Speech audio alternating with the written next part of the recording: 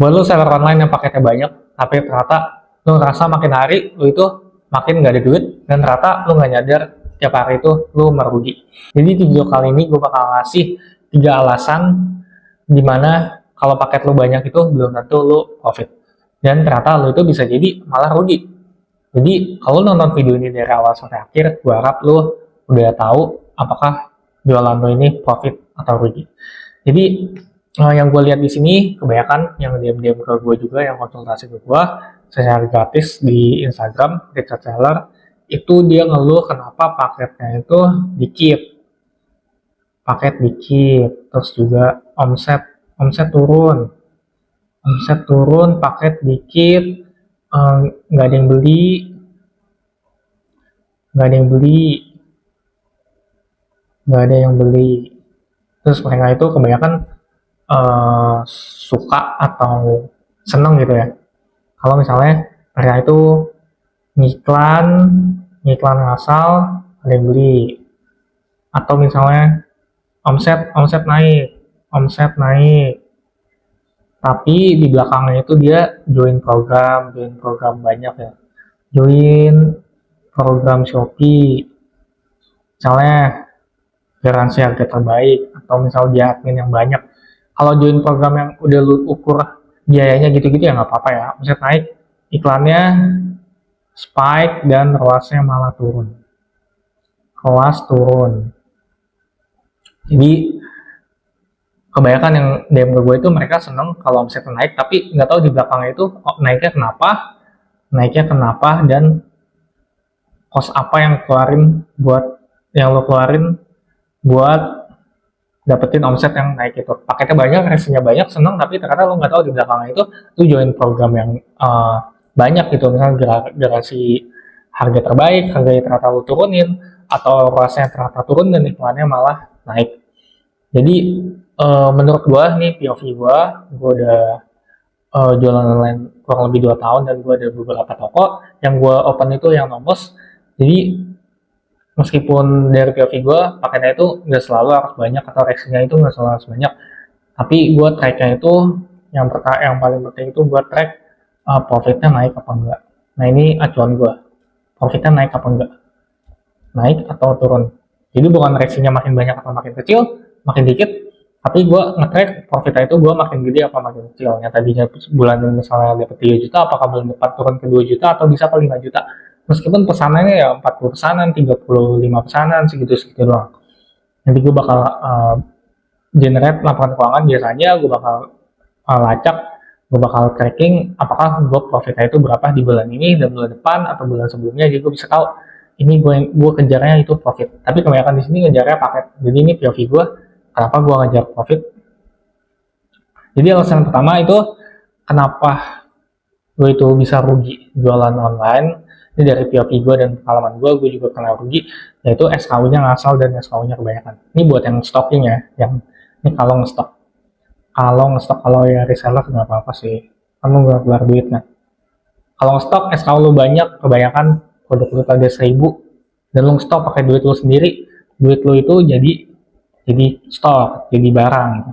Jadi barang. Dan kalau stok ini lu kebanyakan dan lu nggak bisa keluarin semuanya, ada beberapa stok yang akhirnya dia itu nggak laku udah sebulan cuma laku satu, kalau stok lu 1000 atau 100 gitu kan, nggak laku, dan akhirnya dia jadi dead stock. Dead stock itu stok mati. Jadi stok yang duit lu ini 100.000 misalnya, dia itu lu kira jadi stok 100.000 kan, ya lu bisa jual lah stok ini, tapi ternyata dia jadi dead stock. Dan kalau lu jual kan biasanya di atasnya modal kan 100.000 lu jual misalnya 150.000, lu anggap nanti ada yang beli, padahal lu ada 150.000, 100 pieces misalnya, 100 pieces ternyata nggak ada yang beli gitu. Ya udah lu jual 100.000, ternyata nggak ada yang beli karena produknya udah turun, demandnya udah turun, lu stok juga terlalu banyak gitu.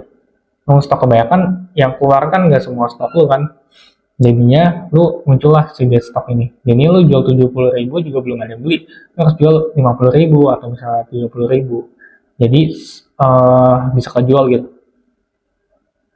Oh ini bukan 1000 pieces, ini 1000 pieces, jadi jualnya lebih jualnya 30.000, jadi bisa keluar ke 700 pieces, ke 200 pieces. Jadinya duit lu ini bisa balik lagi ke 100.000 itu.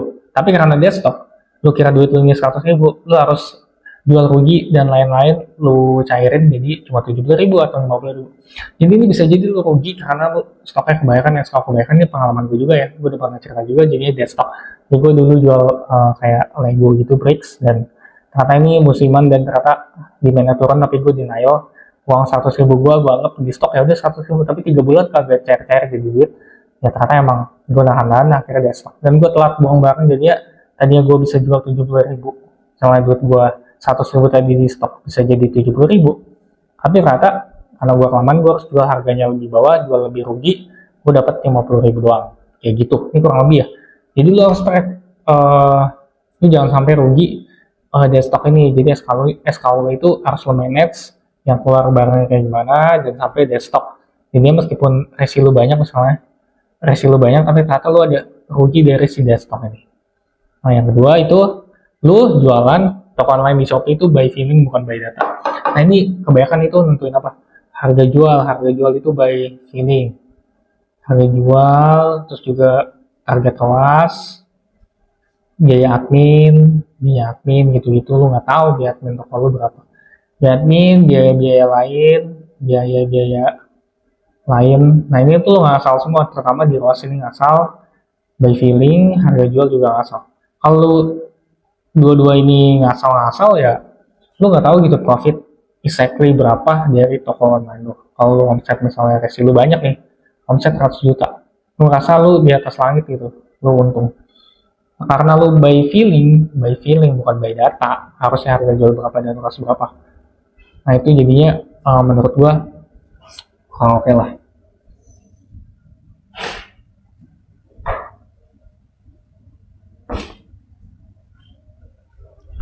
Nah itu menurut gue kurang oke. Jadi menurut gue lu bisa tingkatin sih, bukan berdasarkan feeling tapi berdasarkan data.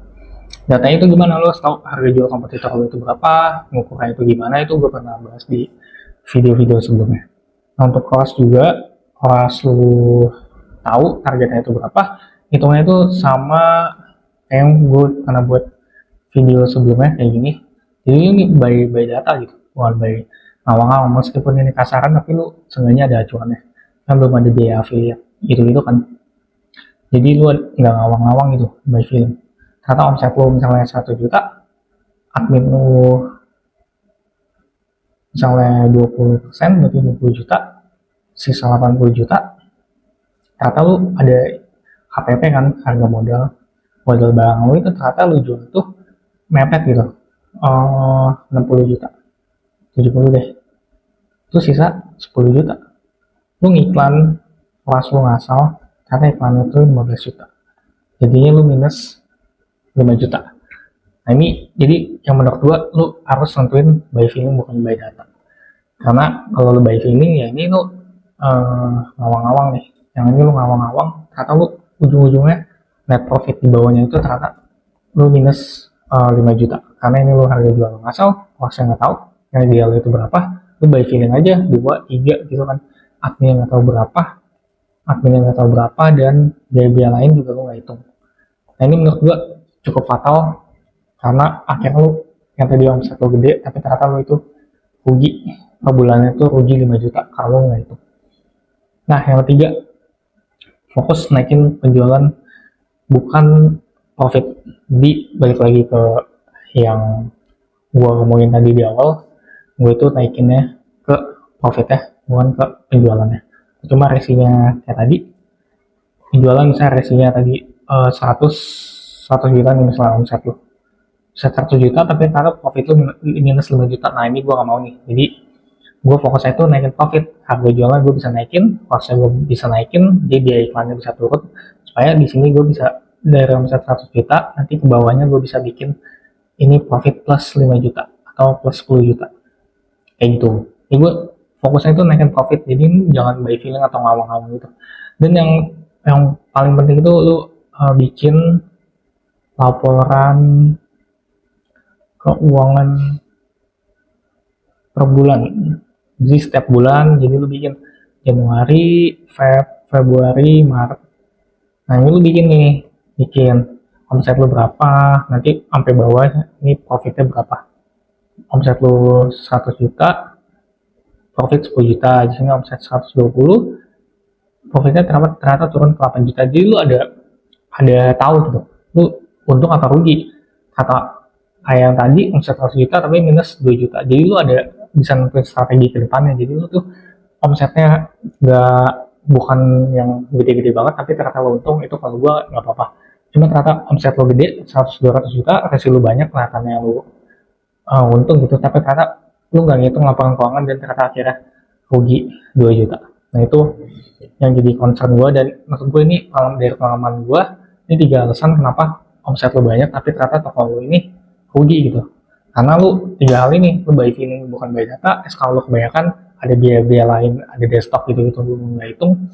Terus juga lu fokus naikinnya penjualan bukan naikin profit. Omset lu banyak tapi ternyata biaya orangnya kosnya naik, biaya iklannya naik, harga jual lu juga turunin, jadinya profitnya makin tipis. Ternyata lu omsetnya bisa tinggi tapi ujungnya minus karena lu harga jualnya turun-turunin sampai deket-deket sama modal. Terus juga biaya admin lu naik-naik karena lu join program-program yang semuanya lu join gitu, jadi adminnya naik. Jadi lu juga nggak bikin laporan keuangan, jadi lu nggak bisa tracking lu untung apa lu rugi. Gue yang paling penting ada 3 ini yang berdasarkan pengalaman gue juga. Jadi kalau lu nonton video ini sampai sekarang, gue harap lu udah bisa nentuin dan cari tahu toko ini untung apa rugi, dan lu udah bukan buy feeling lagi tapi buy data, biar omset lu banyak tapi profit lu juga banyak. Jadi mungkin itu aja video kali ini. Kalau ada pertanyaan boleh komen dan boleh di Instagram gue, Richard Taylor. Jadi thank you udah nonton, bye.